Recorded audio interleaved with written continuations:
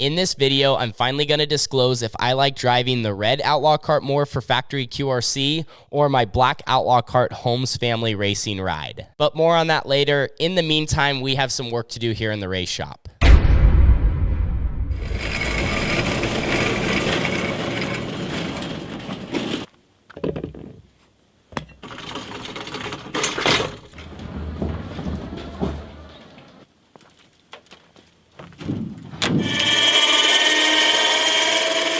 Well, it has been over 1 week since this thing has been on track, and I am just finally getting the opportunity to clean and maintenance it. The driver slash crew chief is slacking on the Holmes family ride. We ran Roseburg Saturday, Sunday, 2 weeks ago on November 5th and 6th, and then we had Timber 50 week, which came up so quick because we had to leave Wednesday to go practice and then run Thursday through Saturday. So this thing, the Holmes family ride, sat in the trailer for the last like 7, 8, 9 days and did not get cleaned. The good thing is we did bring home some hardware last time it ran, but it wasn't without a little bit of physicality. My top wing panel, which you can't really see from here, but it took a little bit of a beating on one of the nights while we were battling for the lead. Overall though, wanted to welcome you guys back to the channel. It is a cold Tuesday afternoon. Probably only have like 2 hours until it's gonna be dark. That is one thing I absolutely hate about this time of year. I feel like we just have no daytime, or we have a lot less daytime than normal. So gonna get to work on this car, try to get it washed up, get maintenance, get all of our tires cleaned. If you do look closely at this thing, it is absolutely filthy. It rained the second day we were up there, so we were just constantly basically sitting in the weather, sitting in puddles, driving through them, on and off the track, like just not your ideal conditions to be racing your Outlaw Kart. No complaints though, a miserable day at the track is still better than doing anything else, so we're gonna get our hands dirty here and try to get this car turned back around.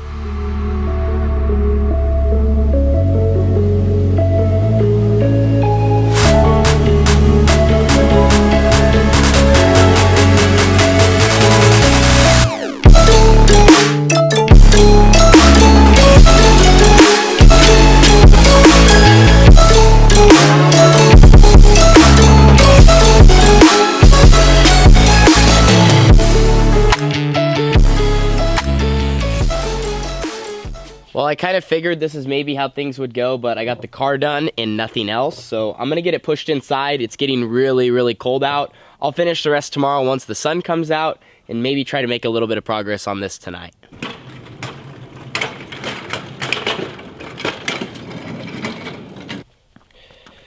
Drop my wallet, pushing the car in. Which, speaking of that, check out how beat up this thing is. This is from like middle school days, which this is actually my old one now. I just retired it because the sponsor of today's video is my new one. It is known as the Ridge wallet. Now let's be real, as dirt track racers, we know that having a good wallet is very important because unfortunately on race day, this thing usually has to come in and out of our pocket multiple times. Between pit passes, buying tires, fuel, any unexpected spare parts from maybe something that happened on track. I mean, sometimes at the end of the night, there is nothing left in this thing. And then rarely on a good night, we're hoping to put more money back in than we took out. But that is why I like the Ridge wallet, because it's small, compact, holds my money, and fits right in my pocket. Now, on the topic of keeping things in your pocket, they also offer matching key cases with the wallet to keep your keys safe and organized with all your money. And you can get the best offer right now on the Ridge wallet by heading to the link at the top of the description. It's ridge.com/18t. That's ridge.com/18t. Browse their huge collection with all sorts of options and enjoy 40% off until December 22nd. I definitely love this thing, and I'm hoping this off season I'm putting more money in than I'm taking out. And with that, I guess we'll probably call it for the night, shut the garage door, and we will be back tomorrow.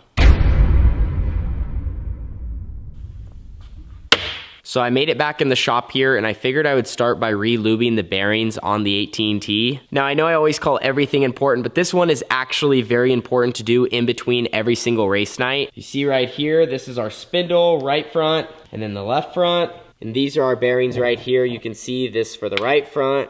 This one's for the left front. It's obviously a tiny bit different because it's built for the brake system on that left side. So what we're gonna do is we're gonna take the cap off this side, cap off this side, then we're gonna take some Tri-Flow right here, Tri-Flow. So that's a close-up. You can see this is the bearing that spins.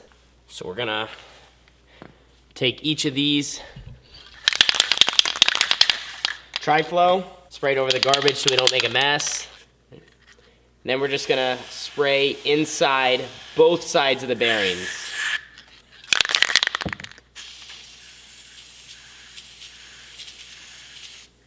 Now, not only does this make them last longer, but it also just cleans all the grit out of them that can easily get in during a night at any dirt track. And you don't have to just use Tri-Flow. I mean, that's just what we've always used, but I know other teams that use grease, or I guess even just like WD. At the end of the day, you just don't want your bearings to seize, and obviously, like I said, if you're watching out for how long they last, it's important to do this every race.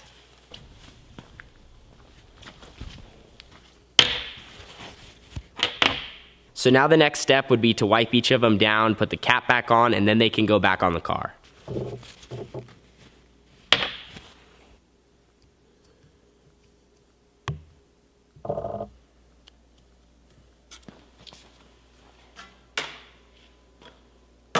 So my first step before I put anything on both sides is I like to take a little anti-seize, and I just put some here on the spindle.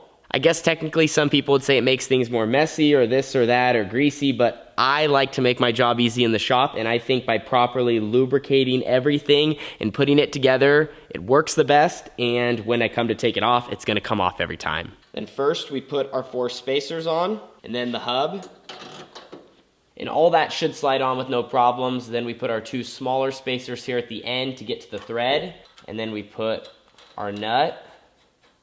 Screw that on almost all the way tight. I usually go tight. You can see it doesn't really spin great, but if you back it off a little bit, and then you place this little clip through this hole at the end, just like that. Dude, that is beautiful. Clean, maintenance, and spins like a dream. And same thing to the other side here.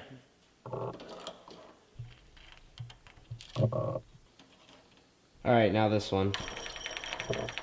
So the front is now done, but now we are gonna move to the rear, which has a bearing inside both axle hangers on the left and the right. I showed you guys this on the channel, but the bearing is right in here. And just because, I'm gonna take all this off and all this off, and I'm just gonna double check it.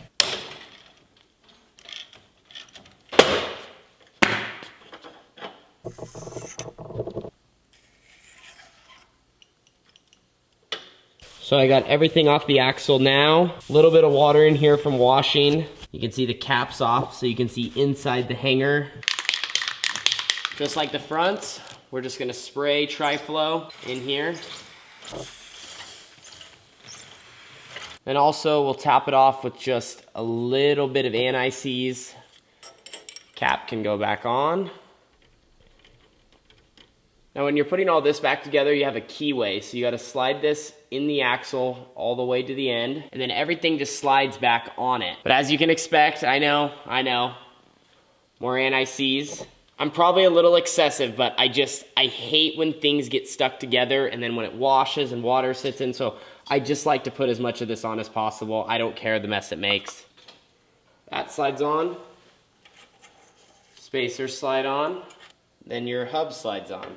Both sides in the back are now done. Car looks exactly the same as earlier, but we did get some work done on it. So unfortunately, no racing this weekend, but we are scheduled to be back on track at the Roseburg Indoor right after Thanksgiving next Friday and Saturday for their annual Turkey Shootout. If you remember, in 2021, we did win that race. We actually won both nights, swept the weekend, and we're looking to hopefully go back-to-back. But I'm not 100% sure it's gonna be in this car. There is a chance my guys from down south at Factory QRC might make the trip back up again. So might be in the black car, might be in the red car, still waiting to kind of hear. So right now I'm kind of just waiting to hear from my guys down south on what they're gonna do, and then I'll kind of put my plan together on which car I will be in. And that kind of leads me to an interesting topic to end today's show. Which car do I like more? Which one would I rather drive? The black 18T or the red 18T? For some reason, I get this comment so much, so today I'm gonna disclose which is the better ride. So with the success that both of these cars have had, it's a very valid question, and I get it. Like the black car or the red car, or the Holmes Racing ride, the Factory QRC ride, like which one is on top? And to give you a little bit better understanding, I think I should just disclose the facts of the situation. Both of them are top-notch equipment. Both of them are the exact same car with a different engine package, and both of them can win at the highest level of outlaw kart racing, or any level in outlaw kart racing at that. Like, this thing sitting right here in my garage literally came out of the house kart program from last season. So cage, frame, components, like everything is the exact same roller-wise. Now, the only difference between the two is the car sitting in my garage right now has a KTM 450, and the one sitting down in Red Bluff, California at QRC has a CR 500. And on any given day at any racetrack, both of them can be competitive and be up front. And the only way to really put it is there's certain situations where both of them can excel a little more than the other or have an advantage, but there's also situations where both of them are at a disadvantage. So it's literally impossible to say which one is better than the other. I just like to say that, I mean, they're both the best of the best and can win with multiple different drivers in each of them. Now, if you're asking which car do I like to drive more, I preferably would pick the red car all day long, and I think anyone in my situation would pick that as well. First, I just absolutely love racing with Jimmy Elledge, having him as a car owner and a crew chief and spinning the wrenches. Like, I have so much faith in his ability, and I think there's just a lot of trust between us as car owner and driver. And ultimately, their program just has way more resources. I mean, they live and breathe outlaw kart racing Sunday through Saturday. They are at the shop, they are working on cars, they're building, they're always looking for new ways to improve and be faster. And I'm just fortunate that I get to show up, be a driver, bring my gear bag, and try to do what I do best. And I mainly just wanted to have our family car here to attend local shows that QRC could not race, so I'd still have a shot at going up and winning and being in a good piece of equipment. Anyway, thank you guys so much for watching. I will see you all in the next video, and I appreciate you spending a little bit of time here in the race shop with me today.